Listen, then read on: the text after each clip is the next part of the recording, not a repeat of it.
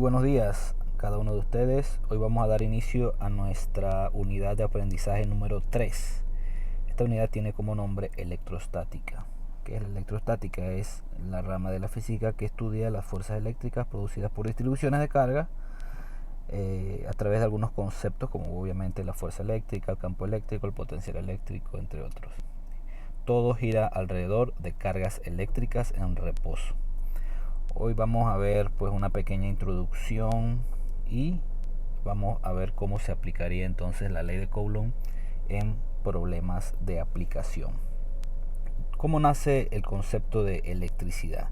El concepto de electricidad nace hace muchos años atrás en la antigua Grecia, en donde se observó que este material que se llama ámbar, una vez era frotado con pieles de animales, adquiría naturalezas en donde atraía distintos tipos de partículas pequeñas como semillas, entre otras cosas.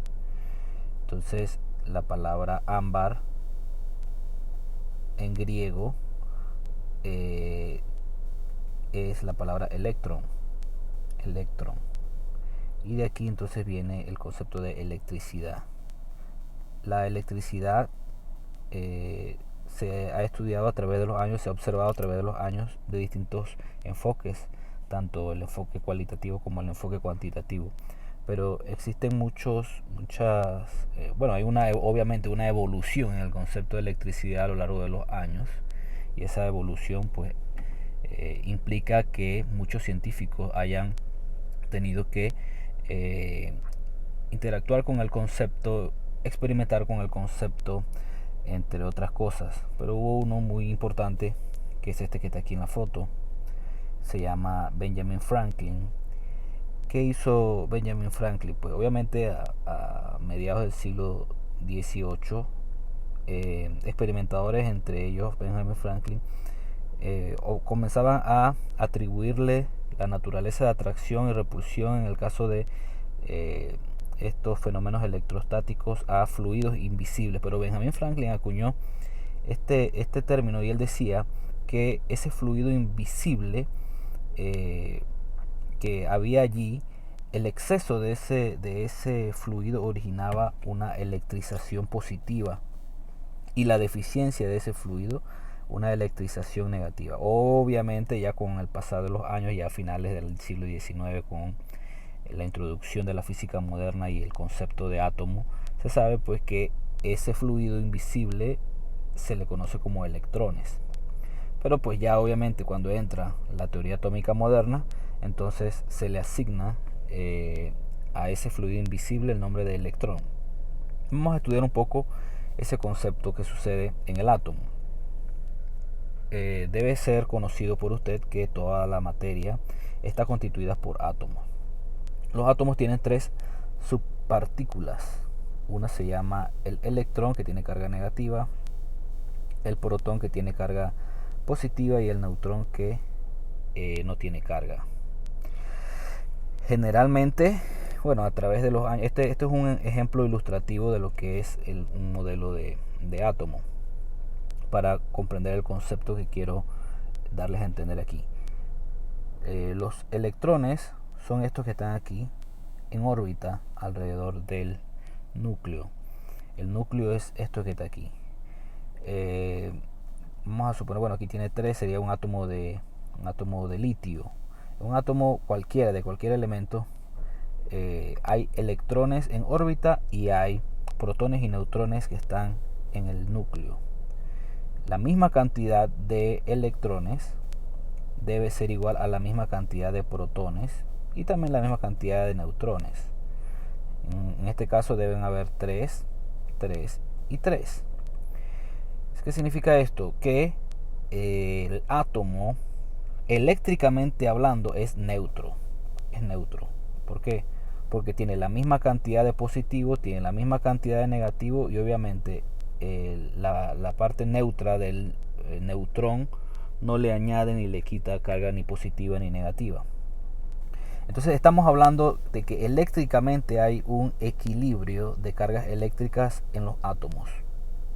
Pero ¿qué sucede? Resulta de que los electrones pueden moverse de un átomo a otro átomo por acá. Vamos a suponer que por acá hay otro átomo. O puede ser viceversa, puede que un electrón de otro átomo se mueva a otro átomo. Significa que puede un electrón ser adquirido por un átomo o puede ser removido desde ese mismo átomo o de otro átomo. ¿Qué quiere decir? Vamos a suponer que aquí este átomo que estamos observando aquí pierde un electrón, pierde este electrón que está aquí. El equilibrio se pierde automáticamente, solamente van a haber dos electrones y van a haber entonces 3 protones y 3 neutrones, pero van a haber 2 negativos y 3 positivos. Significa que el equilibrio se rompió y ya no es eléctricamente neutro, sino que va a tener más positivo que negativo, y significa que esto va a quedar cargado positivamente. Pero ¿qué sucede si es lo contrario? En lugar de perder, él gana un electrón. Vamos a suponer que aquí hay otro electrón haciendo órbita aquí también. El equilibrio vuelve a romperse, van a haber 4 electrones y solamente 3 protones. Significa que va a haber más negativo que positivo, y este átomo completo va a tener una carga entonces negativa. Y de allí pues nace el concepto de cargas eléctricas, ¿no? Las cargas eléctricas pueden ser entonces cargas positivas y negativas en función de lo que vamos a ver este trimestre, o sobre todo este módulo. Nosotros vamos a denotar pues la carga positiva como una pequeña esfera con un signo de más, y la carga negativa una pequeña esfera con un signo de menos. De aquí en adelante lo vamos a ver así. ¿Qué sucede cuando estas cargas están juntas? Se da un fenómeno que se llama fuerza eléctrica o fuerza electrostática. En la fuerza electrostática, si yo coloco 2 cargas positivas, ellas se van a separar. Esto se le llama repulsión. Las cargas se repelen cuando son del mismo signo, positivas o positivas, o en el caso de acá también las 2 negativas, va a haber también repulsión. Cuando yo coloco cargas del mismo signo, entonces va a haber una atracción. Esa atracción se va a dar siempre y cuando ambas cargas sean de signos opuestos. Así que vamos a tener 2 tipos de interacciones o 2 tipos de fuerza. La atracción entre cargas, la fuerza de atracción o la atracción entre cargas, y la repulsión entre cargas. De esta forma entonces podemos establecer de que pues las cargas eléctricas, vamos a acuñar pues un concepto de carga eléctrica. Es una propiedad intrínseca de la materia y que es conocida por estos efectos que acabamos de ver, tanto atracción como repulsión. Resulta que este movimiento de atracción o repulsión se debe, según lo que estableció Isaac Newton en el siglo XVII, que todo lo que ocasiona un cambio en el estado de movimiento de reposo de un cuerpo se le llama fuerza. Significa que lo que está haciendo que estas cargas se atraigan o se repelen se le llama fuerza. Es atribuido a una fuerza, pero es una fuerza que no había sido experimentada anteriormente, y es la fuerza que se le conoce como fuerza eléctrica. La fuerza eléctrica, pues ya usted puede ver, puede ser atractiva o repulsiva, pero en este caso solamente era analizado de manera cualitativamente. ¿Qué quiere decir cualitativamente? Solamente había observación de demostración de lo que sucedía aquí. Llega un señor llamado Charles Coulomb, este que está aquí, y él dice, vean acá, si Isaac Newton estableció que aquí hay una fuerza, entonces vamos a ver de qué depende esa fuerza. Y él hizo un estudio en donde colocaba objetos cargados objetos cargados, ya sea positivos y negativos, y había una separación aquí de tantos centímetros o metros o la distancia que hay aquí. Le llamó a esa distancia R, y a las cargas les llamó Q. A ambas cargas le llama Q, esta le llamó Q1 y esta le llamó Q2. Entonces él comenzó a experimentar, este físico francés, y llegó a las siguientes conclusiones. De hecho fueron dos conclusiones. La primera conclusión, que dice que la fuerza eléctrica es directamente proporcional a la magnitud de las cargas. ¿Qué quiere decir? Que entre mayor carga había, entre mayor magnitud, mayor cantidad de cargas había en los objetos cargados, así mismo iba a ser la fuerza, iba a ser una fuerza mayor. Pero también llegó a la conclusión número 2, que entre más separadas estaban esas cargas, más se iba debilitando, y él estableció, ok, la fuerza es inversamente proporcional al cuadrado de la distancia que las separa. Y pues él unificó estos dos postulados, y él dijo, ok, bueno, vamos a establecer entonces una ley, y esta ley le voy a llamar ley de Coulomb, y esta que está aquí. Las fuerzas de atracción o de repulsión que se ejercen entre dos cargas puntuales, Q1 y Q2, es directamente proporcional al producto de las cargas, carga aquí sería Q1 y Q2, e inversamente proporcional al cuadrado de la distancia que las separa. Esta proporcionalidad él la convirtió en una igualdad, en donde introdujo una constante, y esa constante, que es una constante K, le llamó constante electrostática o constante de Coulomb, esta K que está aquí. Y pues como es constante, va a tener un valor que no va a cambiar, y va a ser igual a 9 por 10 a la 9 Newton por metros cuadrados sobre Coulomb cuadrado. Esta es la famosa constante de Coulomb. Y para poder calcular o determinar entonces la fuerza eléctrica entre dos cargas, es necesario saber cuánto vale Q1, cuánto vale Q2 y cuánto es la distancia de separación entre ambas cargas.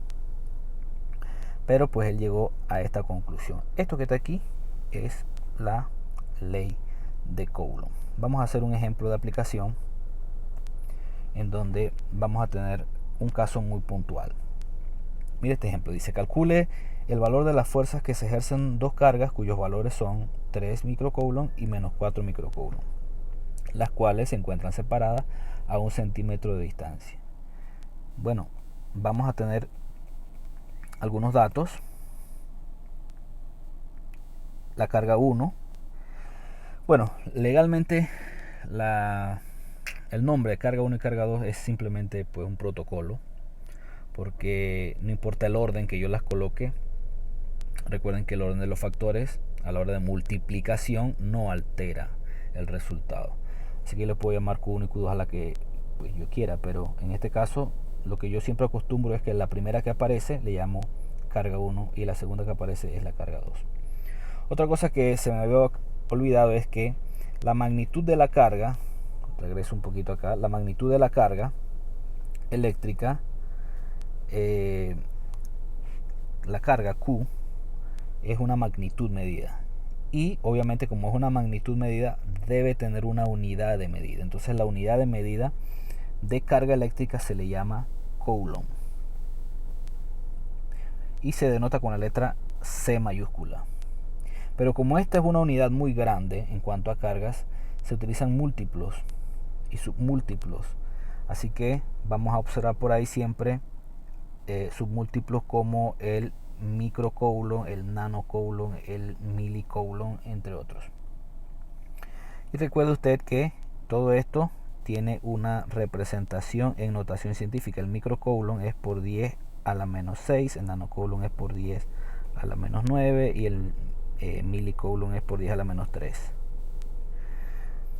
Tomando eso en cuenta, entonces pues aquí vamos a tener cargas positivas y negativas. A la primera que aparece le voy a llamar Q1 y tiene un valor de 3 microcoulomb, y la Q2 va a tener un valor de menos 4 microcoulomb.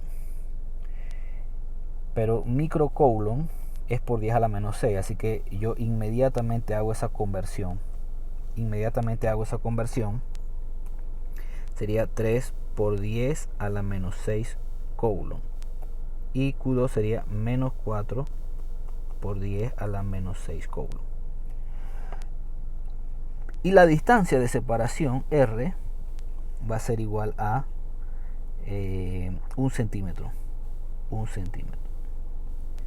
Es muy importante saber de que las distancias de separación siempre tienen que estar en metros, independientemente de la unidad con la cual yo le dé la distancia de separación de las cargas. Usted tiene que hacer la transformación inmediatamente a metros. Y como sabemos que en notación científica centi, el prefijo centi es por 10 a la menos 2, entonces ya hice la transformación.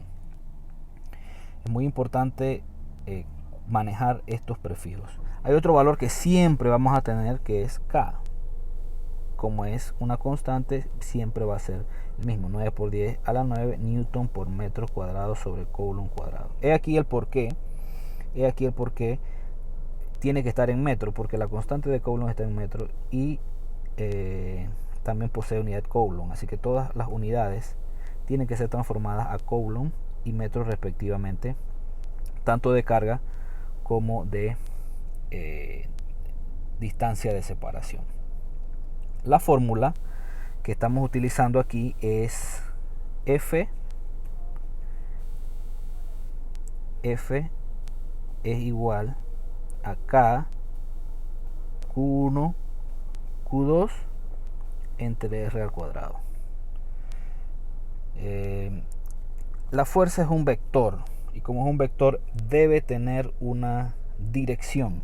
En este caso, pues vamos a establecer la magnitud, vamos a determinar cuánto es la magnitud de esa fuerza. Así que yo lo que voy a hacer es, coloco aquí, bueno, vamos a reemplazar. K es 9 por 10 a la 9 newton por metro cuadrado sobre coulomb cuadrado. Q1 es 3 por 10 a la menos 6 coulomb. Y Q2 es 4 por 10 a la menos 6 coulomb. Preguntará usted por qué no le coloqué el negativo aquí. Porque como es vector, el signo en un vector significa dirección. Y las direcciones debo tener mucho cuidado, porque al final esto me pudiera dar negativo y ese negativo representaría que iría hacia la izquierda. Y legalmente no tengo información que me permita a mí determinar esa dirección. Por ende, voy a colocar siempre los valores absolutos en la fórmula, o sea, siempre voy a colocarlos positivos. Y la distancia de separación entre las dos cargas es 1 centímetro, que sería 1 por 10 a la menos 2 metros. Pero la fórmula me dice que eso va al cuadrado. Entonces, si yo realizo esa operación en la calculadora, ¿qué significa? Yo tendría que multiplicar 9 por 10 a la 9 por 3 por 10 a la menos 6 por 4 por 10 a la menos 6. En la calculadora, creo que ustedes ya han trabajado con notación científica, pero hay calculadoras que tienen la doble E. Para notación científica no hay que colocarle por, ni hay que colocar el 10. Hay otras calculadoras que tienen exponente, EXP es equivalente. Estas dos son equivalentes, igual que por 10 a la X. También es exactamente lo mismo. Usted la busca y trabaje con la... Generalmente ya está al lado del punto, pero hay otras calculadoras. Para las Canon sí están al lado del punto, para otras calculadoras hay que buscar dónde están esas teclas características. Entonces, el menos también es muy importante, porque hay un menos de signo y un menos de operación. Creo que las Canon no tienen mucho problema, las Casio, perdón, no tienen mucho problema con eso, pero es bueno trabajar siempre con como debería ser, ¿no? Bien, entonces la multiplicación en el numerador me da a 0.108. Pero observen, estos coulomb se cancelan. Ahí hay dos coulomb y aquí hay un coulomb cuadrado. Significa que arriba me va a quedar newton por metro cuadrado. Y los coulomb se cancelaron. Y en el denominador sería 1 por 10 a la menos 2, déjenme hacerlo aquí en la calculadora, al cuadrado, da a 1 por 10 a la menos 4 metro cuadrado, porque no solamente es el número, sino que también la unidad se debe elevar al cuadrado. Y al final me queda esa división. Observe que estos metros cuadrados se cancelan y la operación me va a dar exactamente a 1080 newton. Esa es la fuerza. Y entre paréntesis voy a colocar, como no puedo poner la dirección porque el problema no me da los datos necesarios para determinar la dirección, yo voy a colocar la naturaleza de la fuerza. ¿Cuál es la naturaleza de la fuerza? O es de atracción o es de repulsión. En este caso, como hay una carga positiva y una carga negativa, es una fuerza de atracción. Una fuerza de atracción. Y pues de esto se trata. Al final esto es lo que estamos buscando. Estamos buscando cuánto equivale a la fuerza y cuál es la naturaleza de ella.